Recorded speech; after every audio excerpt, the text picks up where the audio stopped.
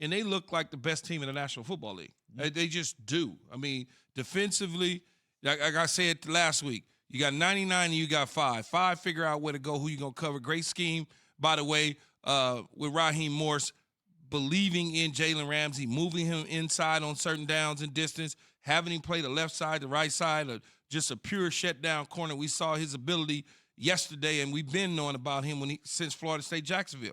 Then you look to what they did in terms of taking people out of the game. Gronk started to look a little older to me yesterday at times, where there was balls that he typically would catch, he didn't get to, all those sort of things. This team is the Los Angeles Rams are going to be interesting. I mean, when I have my power ranking, who knows where they may be. Well, I'll tell you this about the Rams. I mean, they're here to compete. So Stafford obviously throws for 343 yards, right? Those are 4 touchdowns, no turnovers. But that O-line protected him. He only got hit 4 times. And you think about, we talked about in the show many times, names like Vita Vea and Ndamukong Suh, Shaq Barrett, the kind of intensity that they bring. I know some people are kind of questioning the Bucs defense and can they sustain that type of energy. But that, Keyshawn, that being you, but that O-line did a hell of a job protecting Matthew Stafford. Some people. You mean Keyshawn? Keyshawn, yes. There are 2 things two thoughts I have about that. One is about the game.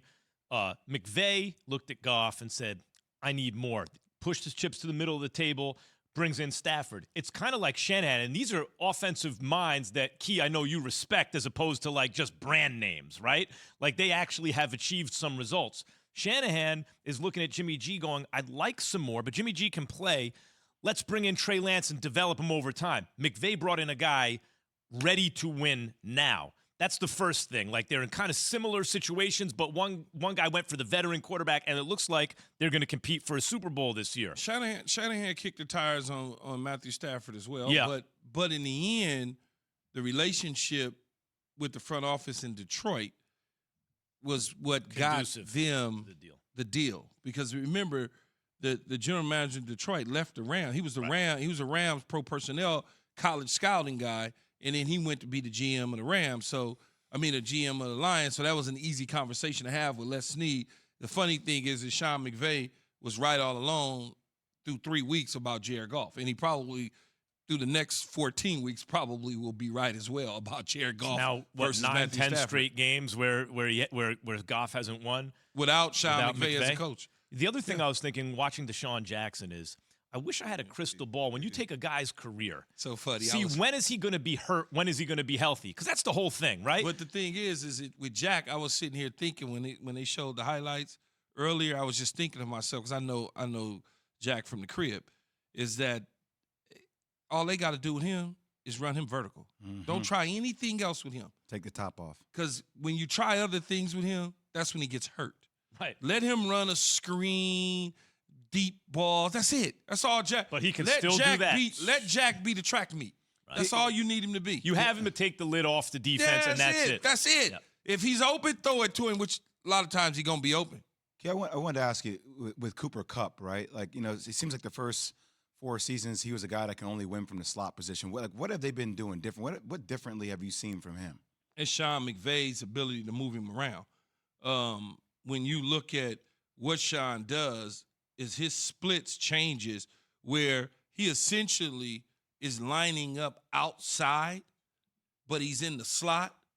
It is so when you tighten somebody's split, even though somebody's not outside of him, he's basically in the slot. So when you line him on the inside edge of numbers and you have him run a speed out, essentially that's the slot. It's just that nobody else is outside.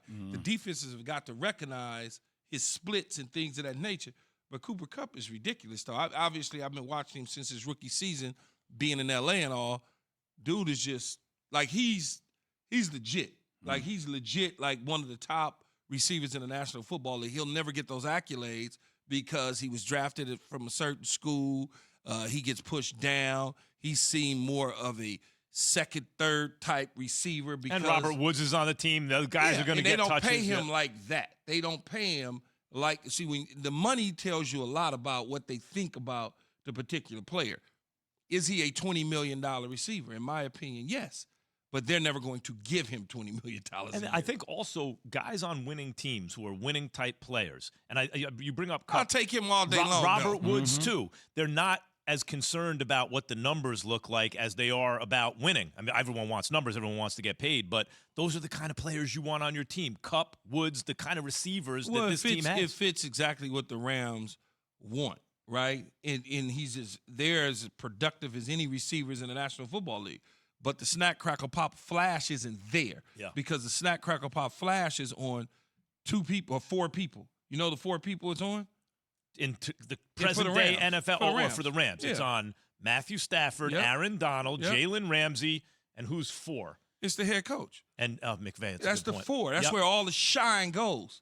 The shine goes to them. So they get top billing no matter what the case may be, even though Cooper Kupp and Robert Woods are 2 of the main ingredients that they couldn't cook without. Yeah, great football players. Couldn't cook without them dudes. I just, watching that game too last night, we talked about how great the Rams are, but I'm sitting there saying that Bucs secondary just has major issues. I mean, Burfy Bunting has been getting just roasted the last 3 games. Look at some of these numbers, Key. So week 1, Dak Prescott, 401 yards.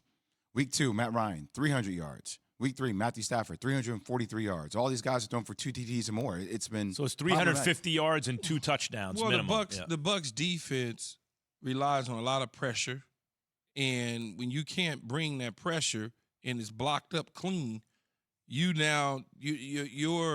main situation isn't there for you.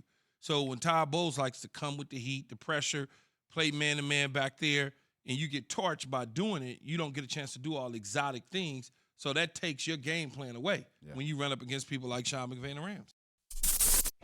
Thanks for watching ESPN on YouTube. For live streaming sports and premium content, subscribe to ESPN+.